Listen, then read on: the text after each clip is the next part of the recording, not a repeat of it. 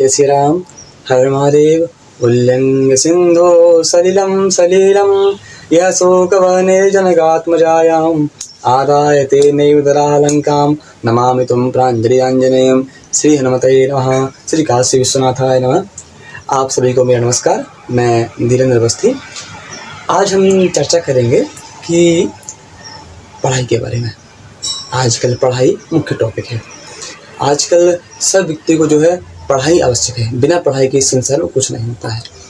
तो पढ़ाई के निमित्त आज हम बात करते हैं, समझिएगा, ठीक है। देखिए, आजकल सभी के घर में और सभी के पास एक समस्या है कि हमारा बच्चा पढ़ता नहीं है ना, पढ़ता नहीं है। एक समस्या यही है। और सेकंड समस्या क्या है कि गुरुजी बच्चा पढ़ता बहुत है लेकिन उसको समझ में जल्दी नहीं आता है। दूसरी समस्या ये है कि कई लोग आते हैं मेरे पास कुंडली लेकर, कहते हैं प्रभु जी मेरा बच्चा पढ़ता ही नहीं है, उसको समझ में सब कुछ आता है, पढ़ता नहीं है। और कई लोग आते हैं प्रभु गुरुजी बताइए लड़की को समझ में आता है लेकिन लड़का पढ़ने की इच्छा नहीं करता है।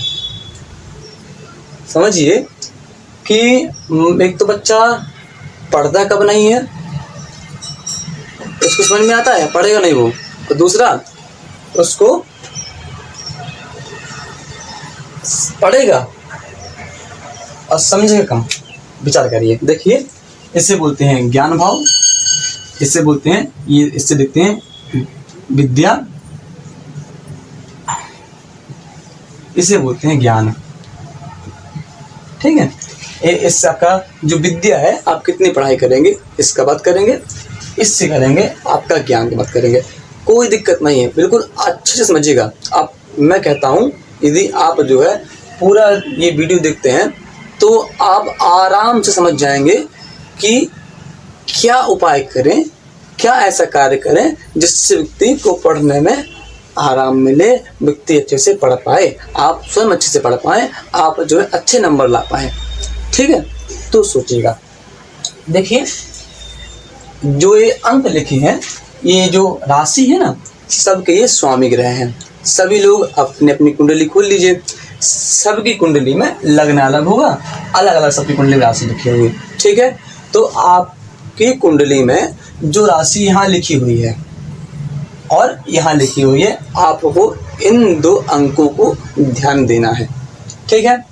समझिएगा, इसका जो अंक है, इसकी जो राशि लिखी है, यदि ये अंक की राशि जो है आपके इन भाव में आती है, एक भाव ये, एक भाव आपका ये, आपका एक भाव ये, यदि इस अंक की ग्रह हैं जो यहाँ लिखे हुए हैं, यदि इन भाव में आते हैं तो ऐसा बच्चा पढ़ता नहीं है, ऐसा बच्चा पढ़ता नहीं है, ठीक है। पढ़ने के लिए यदि कोई समस्या है कि हमको पढ़ने में मन नहीं लगता है, तो आप एक काम करिए, इस जो राशि है, इसका जो स्वामी ग्रह है, आप उसको जो है देख लीजिए कहाँ पे बैठा है। यदि यहाँ बैठा है वो, तो आप जो है उस ग्रह का उपाय कर लीजिए, ठीक है। और दूसरा, साथ में आपको बुध भी देखना है। क्या देखना है? बुध भी देखना है। इस ग्रह में जिसमें जो राशि लिखा है, उसका जो ग्रह हुआ, वो ग्रह यदि इन भाव में चला गया तो बच्चा पढ़ेगा नहीं। साथ में बुध भी यदि इन भाव में चला गया तो बच्चा पढ़ेगा नहीं। जैसा कि इसमें, इस कुंडली में इसका स्वामी ही शुक्र हुआ और शुक्र जाकर के आपका यहाँ हो गया, ठीक है। और साथ में आपका बुध भी यहाँ पे हो गया। तो ऐसी स्थिति में क्या होगा, अब बच्चा पढ़ेगा नहीं, ठीक है। तो अब क्या करिए कि आप जो है बुध का और शुक्र का आप उपाय कर लीजिए, ठीक है। दूसरी बात कि वो कहते हैं लोग कि बच्चा को समझ में नहीं आता है, ठीक है, समझ में नहीं आता है। दूसरा बात ये होगा, तो समझने के लिए ये ज्ञान भाव है, तो व्यक्ति, बच्चा कितना एक्सेप्ट करता है अपने ज्ञान में, तो उसका विचार हम इससे करेंगे। इसका यदि ग्रह जो हुआ, यदि वह भी इन भाव में आ जाए, जो भाव है 1, 2, 3 भाव में, तो व्यक्ति को समझ में जल्दी नहीं आता है, ठीक है, उसका अपना जो विवेक होता है वह कार्यरत नहीं होता है। जैसे कि इसका जो शनि है आपका आके यहाँ बैठ गया, ठीक है। तो अब ऐसी स्थिति में क्या होगा कि व्यक्ति जो है उसको समझ में नहीं आएगा, उसको क्या होगा, समझ में नहीं आएगा। समझ रहे हैं आप? यदि आपका बच्चा पढ़ता है उसको समझ में नहीं आता है तो इस ग्रह का जो इसमें जो राशि है, अंक है, इसका जो ग्रह है उसका आप उपाय कर लीजिए, ठीक है। और आपका बच्चा पढ़ता ही नहीं है तो उसके लिए काम करिए कि आप जो है जो ये राशि है इसका जो ग्रह है यदि इन भाव में गया है तो आप उसका उपाय कर लीजिए। जैसे कि आपको मैं एक उदाहरण दूं, देखिए इस कुंडली में इसका स्वामी शुक्र हुआ तो शुक्र जाकर के आपका यहाँ बैठ गया, ठीक है। और आपका जो शनि हुआ, शनि आपका यहीं बैठा है। तो ऐसी स्थिति में क्या होगा, शनि अपने भाव में है तो ऐसे बच्चे के पास, ऐसे आदमी के पास ज्ञान अच्छा होगा, वो पढ़ने में आलस करेगा, वो जो है पढ़ने में आलस्य करेगा, ज्ञान अच्छा होगा, क्योंकि जो ज्ञान का स्वामी है अपने ही स्थान बैठा है तो उसके पास नॉलेज अच्छा होगा, कम पढ़ के अधिक तैयार कर लेगा, लेकिन वो पढ़ेगा अधिक नहीं। हम कई जगह देखते हैं, गांव वगैरह में देखते हैं, कई जगह देखते हैं कि बच्चा बहुत टैलेंटेड है लेकिन उस पढ़ता नहीं है, पढ़ने नहीं कारण जो है वो पीछे रह जाता है।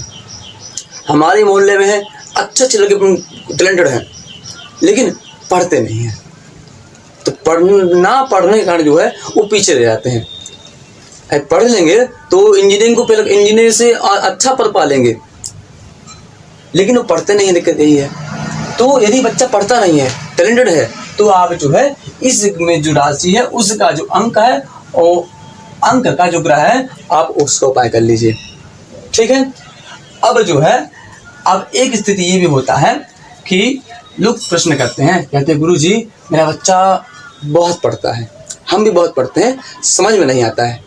तो ये जैसे कि आप देखेंगे इसका जो स्वामी हुआ शुक्र है, यदि आपको इसी भाव में बैठा है, शुक्र आपका यहीं हो गया, बैठ गया, तो ऐसी स्थिति में बच्चा पढ़ेगा बहुत, और शनि आपका यहाँ हो गया तो अब बच्चे को समझ में नहीं आएगा, क्योंकि ज्ञान का जो स्वामी है वो आपका अष्टम चला गया। तो यदि आपके बच्चों के पास आपके पास यदि समस्या है कि आपको समझ में नहीं आता है तो इसमें जो राशि है उसका जो ग्रह है आप उसका उपाय कर लीजिए, ठीक है। इतना आप करेंगे आपको कोई दिक्कत नहीं, कोई परेशानी नहीं होगी, आप समझ जाएंगे कि यदि पढ़ेंगे तो सब कुछ अच्छे से आ जाएगा, कोई दिक्कत नहीं है। वीडियो को पूरा देख लेंगे आपको आगे कोई दिक्कत परेशानी नहीं होगी, समझ रहे हैं।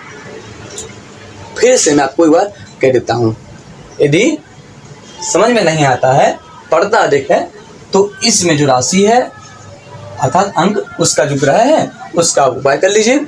और यदि समझ में आता है, पढ़ता नहीं है, तो इसमें जो अंक है उसका आप उपाय कर लीजिए, ठीक है। इसमें लिख दे रहा हूँ, ये है समझने वाला भाव और ये है आपका पढ़ने वाला भाव, ठीक है। पढ़ने के लिए, समझने के लिए, पढ़ने में नहीं लगता है तो इसका समझता नहीं है तो इसका राशि का उपाय कर लीजिए। एक बात और ध्यान दीजिएगा, बिल्कुल क्षणिक है, इसके साथ बुध ग्रह का, इसका जो राशि है उसका साथ बुध ग्रह का, इसमें जो राशि है साथ गुरु ग्रह का संयोग होता है।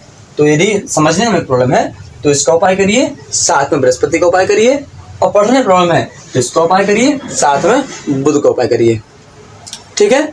इतना आप समझिए, कोई दिक्कत नहीं है। आप, मैं समझता हूँ, मैं आशा करता हूँ आप लोग समझ गए होंगे। यदि आपको समझ में नहीं आता है तो आप लोग जो है मुझे कांटेक्ट कर सकते हैं, आपको मैं दोबारा से अच्छी तरह से समझाने का प्रयास करूँगा। यदि आपको ये वीडियो अच्छी लगी हो तो चैनल को आप सब्सक्राइब कर लीजिए ताकि अगला वीडियो सबसे पहले आपके पास पहुँचे, और लाइक कर दीजिए। बस आपसे मैं यही आशा करता हूँ। जय सिया राम, हर हर महादेव।